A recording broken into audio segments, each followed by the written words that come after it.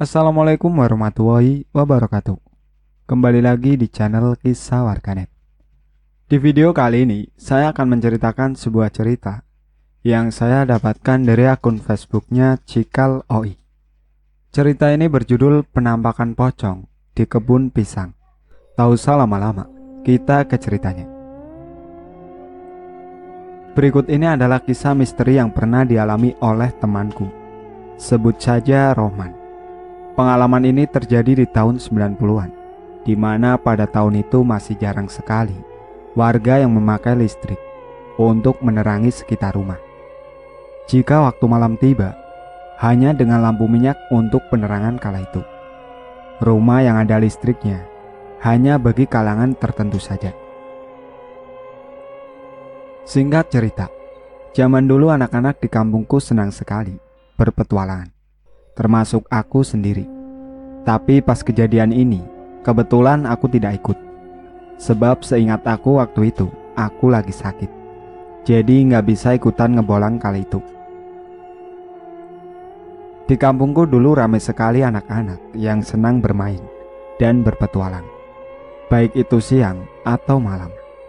Bahagianya anak-anak zaman dulu, di mana saat kumpul bersama saling candaria. Beda sekali dengan zaman sekarang, di mana saat kumpul nongkrongan, semuanya pada asik sendiri dengan gadget mereka masing-masing, tanpa sepatah kata pun. Kalau ingat indahnya zaman dulu, jadi suka sedih, seakan ingin kembali ke masa itu, di mana masa yang penuh kebahagiaan keceriaan bersama teman-teman. Oke lah, aku lanjut ke cerita aja. Malam itu, kebetulan malam bulan purnama. Suasana malam itu juga cerah, apalagi ditambah cahaya bulan, jadi malam yang gelap menjadi terang. Seperti biasa, temanku Rohman dan teman-teman yang lain masih bermain-main di halaman rumah warga yang cukup luas. Ayo kita main petak umpet, biar seru mumpung lagi terang rembulan, kata si Rohman mengajukan usul. Petak umpet di malam hari di kampungku dinamai dengan istilah Hong Merah Putih, kata orang tua dulu yang mengalami penjajahan Belanda. Jadi dinamakan demikian. Jenis permainan ini terdiri dari dua kelompok. Satu kelompok masing-masing harus ada 5 orang atau lebih. 10 orang juga lebih bagus, jadi lebih seru. Mengingat permainan ini dilakukan pada malam hari, di mana yang menang itu mencari tempat bersembunyi, dan yang kalah harus mencari tim yang bersembunyi itu dengan jumlah anggota yang sama pula. Setuju, sorak-sorai riuh suara bocah-bocah merasa senang dengan permainan petak umpet itu. Apalagi suasana malam itu terang bulan dan besok libur sekolah. Dua tim sudah berkumpul. Masing-masing tim harus ada 2 orang yang lebih dewasa untuk dijadikan ketua tim dan wakilnya. Mengingat permainan petak umpet ini diselenggarakan malam hari, jadi harus ada orang dewasa guna berjaga-jaga kalau nanti ada apa-apa. 2 tim sudah terbentuk. Saatnya bersuit gunting kertas batu untuk menentukan siapa yang dapat giliran pertama untuk bersembunyi. Sedangkan tim yang kalah dipimpin oleh si Agus. Tim Rohman segera berunding untuk menentukan di mana tempat yang aman dan susah untuk ditemukan. Bagaimana kita sembunyi di belakang rumah Pak Ali saja? Di kebun pisang belakang rumah Pak Ali. Gimana? Ucap si Rohman yang akrab dipanggil Oman. Ya setujulah, di situ pasti aman, mereka gak bakal nemuin kita. Sahut teman-teman merasa setuju. Woi, gimana kalian? Sudah menemukan tempatnya belum? Sudah pasti kita akan segera mengetahui tempatnya. Ayo cepet sana ngumpet, lama amat. Teriak si Agus, ketua dari tim yang kalah. Seakan dia meremehkan kami kalau tempat persembunyian kami akan cepat diketahui. Oke kawan, ayo kita bergerak, ucap si Oman, memimpin persembunyian. Mereka pun segera berlari menuju tempat persembunyian yang sudah direncanakan tadi, yaitu di kebun pisang belakang rumah Pak Ali. Oke, kita satu-satu sob larinya. Jangan bergerombol biar aman. Dan hati-hati ya sob. Lalu satu persatu menyusuri gang demi gang yang lumayan sempit. Harus pelan-pelan menyusup, sebab selagi kita ngumpet, tim yang kalah sudah bergerak mencari tim yang sudah bergerak untuk bersembunyi. Jadi kalau gerak-gerik kita terlalu cepat, akan ketahuan. Permainan ini layaknya zaman perang dulu, mencari tempat sembunyi dari kejaran penjajah Belanda. Makanya permainan ini dijuluki Hong Merah Putih. Perlu aku umumkan, penulis berperan sebagai si Rohman, selaku narasumber dan yang mengalami kejadian ini.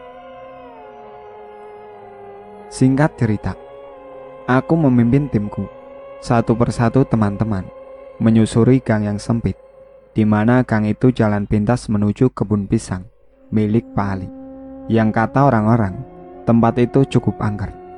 Ada keluarga pocong di kebun pisang itu, tapi aku menepis tanggapan yang belum tentu benar adanya. Semua teman-teman sudah hampir sampai di tempat persembunyian. Aku yang sedari awal memimpin timku dari belakang. Akulah orang yang paling terakhir dari teman-temanku yang ada di depan.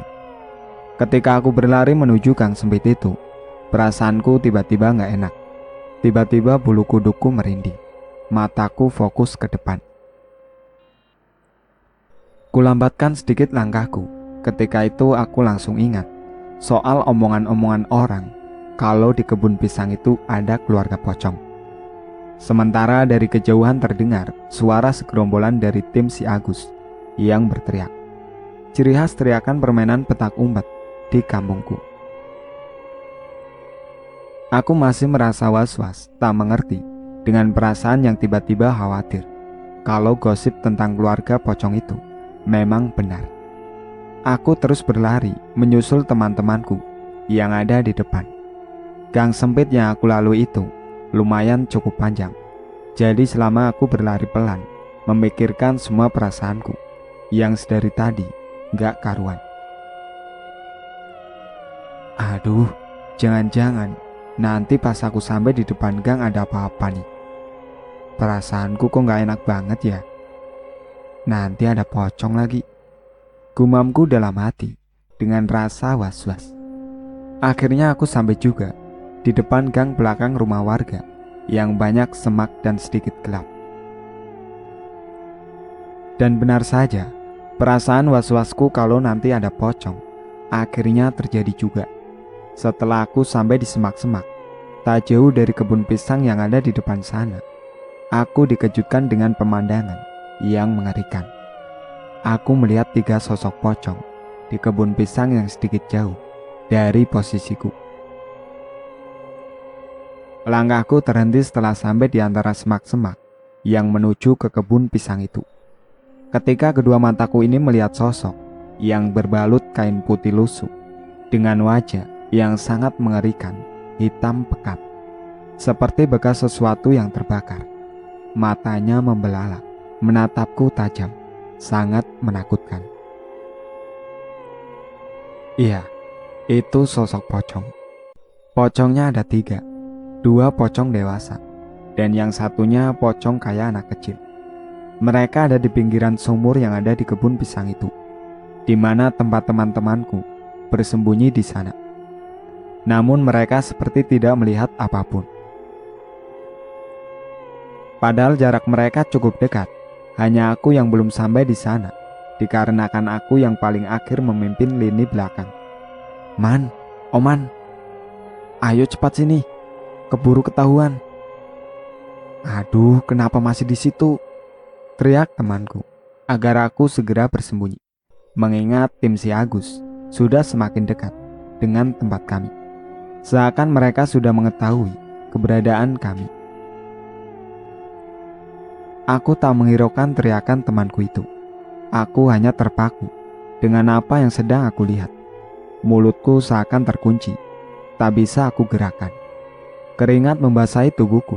Aku tak bisa apa-apa. Hanya mata ini yang seakan terkunci oleh pemandangan yang mengerikan itu. Sementara dari depan gang yang aku lewati tadi, terdengar suara langkah kaki yang sedang berlari sambil meneriaki, "Hong merah putih, Hong merah putih, Hong merah putih." Dengan nada seperti yel-yel di acara perlombaan. Iya, itu suara mereka. Suara anak-anak yang dipimpin oleh Agus terdengar semakin jelas. Kini mereka sudah dekat. Gumamku dalam hati yang sudah tak karuan itu. Sementara aku masih tetap memandangi 3 sosok pocong itu. Namun kedua pocong dewasa itu berbalik arah membelakangiku. Sedangkan sosok pocong kecil itu masih menatapku dengan menggeleng-gelengkan kepalanya. Sangat mengerikan. Malam semakin larut, ingin rasanya kusudahi permainan ini dan segera pulang ke rumah dan segera tidur saja, pikirku. Tapi di sisi lain, aku sebagai pemimpin tim harus bersikap tegas. Aku tak mau dibilang penakut oleh teman sepermainanku. Apalagi usiaku lebih dewasa dari mereka. Malu dong kalau diledekin sama anak-anak kecil. Pikirku sedikit jaga gengsi. Tapi di sisi lain, hanya aku sendiri yang melihat sosok pocong yang ada 3 itu. Mungkin mereka satu keluarga, ayah, ibu, dan anaknya. Mereka hanya diam. Ayah dan ibu pocong menghadap berlawanan dengan posisi seperti duduk di tepian sumur, dekat pohon pisang, tapi tembus pandang. Aku yang berada di sebelah utara, jelas sekali nampak sosok 3 pocong yang sedang duduk berdampingan itu, namun tidak nempel di atas tepian sumur yang terbuat dari batu bata itu. Seperti terhalang sosok pocong itu, namun sumur itu masih dapat aku lihat sepenuhnya. Mereka hanya diam, hanya saja sosok pocong yang seperti anak kecil itu masih menatapku sambil menggeleng-gelengkan kepalanya yang diikat kain kafan lusuh. Sangat mengerikan sekali jika saat ini membayangkannya. Singkat cerita, ternyata kabar dari warga kalau di kebun pisang itu ada keluarga pocong memang benar. Aku menyesal sudah menghiraukan nasihat dari warga sekitar. Cukup lama aku terdiam sambil kubaca doa yang aku hafal. Alhamdulillah, aku tersadar. Langkah kakiku sudah bisa aku gerakan, bersamaan dengan kelompok si Agus yang baru saja nongol tepat di depan gang dan tak jauh dari posisiku berdiri. Aku langsung teriak sejadi-jadinya, sekeras-kerasnya, mungkin sampai terdengar sampai depan rumah warga. "Pocong, pocong!" teriakku histeris sambil menunjuk ke arah pohon pisang dengan nafas yang memburuk. "Woi man, Oman, ada apa man?" teriak si Agus sembari menepuk bauku. "Itu Gus, pocong Gus, di sana di pohon pisang itu." Jawabku masih menunjuk ke arah sosok pocong anak kecil yang masih menatapku dan masih menggoyang-goyangkan kepalanya ke kanan dan ke kiri. Sangat mengerikan. Mendengar teriakanku itu, si Agus selaku pemimpin dari tim pencarian segera menghampiriku bersama dengan anggota yang sedang sembunyi di kebun pisang yang ada pocong. Namun mereka tidak melihat ada sosok pocong yang aku maksud itu. "Ada apa man? Pocong? Mana pocong?" "Gak ada apa-apa kok, kamu ngarang ya? Bilang aja kamu takut kan?" ucap temanku. Sebut saja si Cacap.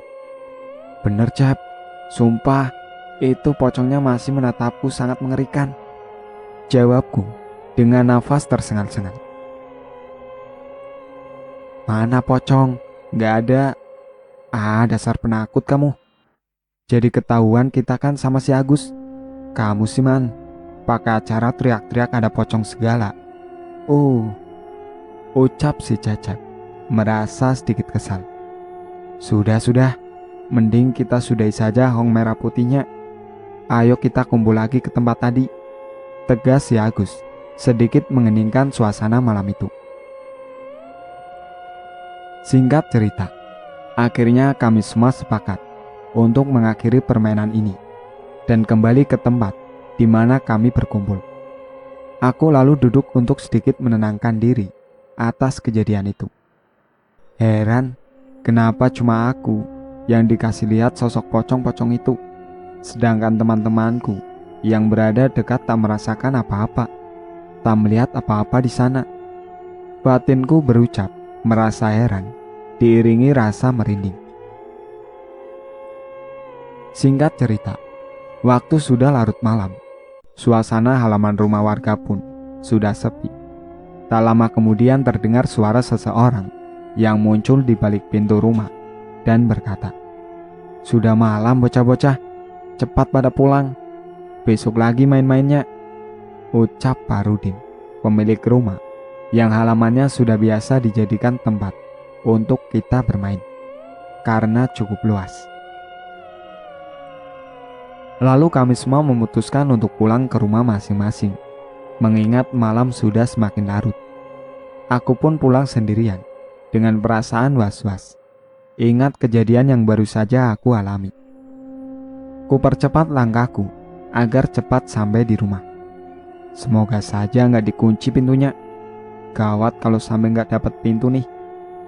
Batinku sedikit cemas, takut pocongnya ngikutin.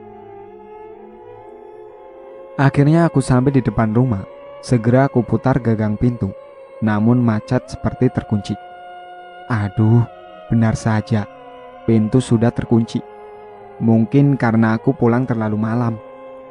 Sementara pikiranku masih teringat dengan sosok pocong di kebun pisang tadi, membuatku semakin merinding dan tak sabar ingin segera masuk rumah. Aduh, sudah dikunci lagi. Gimana nih? Gumamku sembari melihat sisi kanan kiri rumah, khawatir ada pocong yang ngikutin. "Pak, buka pak!" teriakku sembari mengetuk pintu dengan terburu-buru. "Pak, buka pintunya!" teriakku lagi, agar si bapak terbangun, karena mungkin beliau sudah tertidur. Tak lama kemudian terdengar langkah kaki dari dalam rumah, bersamaan dengan nyala lampu dari ruang tamu. Akhirnya pintu terbuka juga. "Dari mana aja kamu, Man? Jam segini kamu baru pulang? Kebiasaan kalau main gak ingat waktu," tanya bapak menggerutu. "Lain kali kalau main pulang malam lagi, bapak gak mau bukain pintu. Ganggu bapak tidur saja," omel si bapak, sedikit kesal padaku. Namun aku hanya diam mendengar omelan si bapak, lalu segera masuk rumah. Singkat cerita, aku akhirnya masuk. Tak lupa aku membersihkan kaki dan tangan sebelum masuk kamar. Lalu aku menuju toilet yang ada di belakang rumah. Ketika aku basuh kaki dan tanganku karena kotor, habis main petak umpet tadi, lagi-lagi pikiranku ingat sosok mengerikan itu. Iya, sosok yang kulihat di kebun pisang tadi, yang dibalut kain putih lusuh, penuh ikatan, di bagian tubuh, kaki, dan kepalanya. Dengan wajah seperti bekas terbakar, matanya membelalak, menatapku sangat mengerikan. Seketika aku merasa merinding, dan buru-buru aku menuju ke kamarku, dan segera tidur. Segera aku berlari menuju kamar. Kulihat si bapak sudah tertidur kembali, dan lampu ruang tamu juga sudah dimatikan. Dengan terburu-buru aku lalu masuk kamarku yang terletak di sebelah barat paling ujung. Ku tengok jam dinding di kamarku, menunjukkan jam 11 malam. Maklumlah, zaman dulu jam segitu saja sudah sepi, apalagi tinggal di kampung yang masih jarang ada listrik. Singkat cerita, setelah aku masuk kamar dan ingin beranjak tidur, tiba-tiba tenggorokanku merasa haus sekali. Ku tengok meja di kamarku, tidak ada gelas dan air minum. Jadi terpaksa kuputuskan untuk keluar kamar dan menuju dapur, mengambil air minum. agar sedikit terobati rasa dahagaku itu. Segar sekali rasanya. Begitu kataku setelah kutenggak 1-2 gelas air yang kuminum. Tiba-tiba terdengar jelas suara hembusan angin malam di luar sana. Dari jendela yang ada di dekat dapur, ku coba beranikan diri untuk menyingkap hordeng. Di luar sana nampak ranting-ranting pohon bambu yang tertiup angin dan gelapnya malam. Suasana di luar sana sepi sekali. Tiba-tiba, lagi dan lagi, aku teringat sosok mengerikan yang aku lihat di kebun pisang tadi. Seakan mereka menghantui di pikiranku.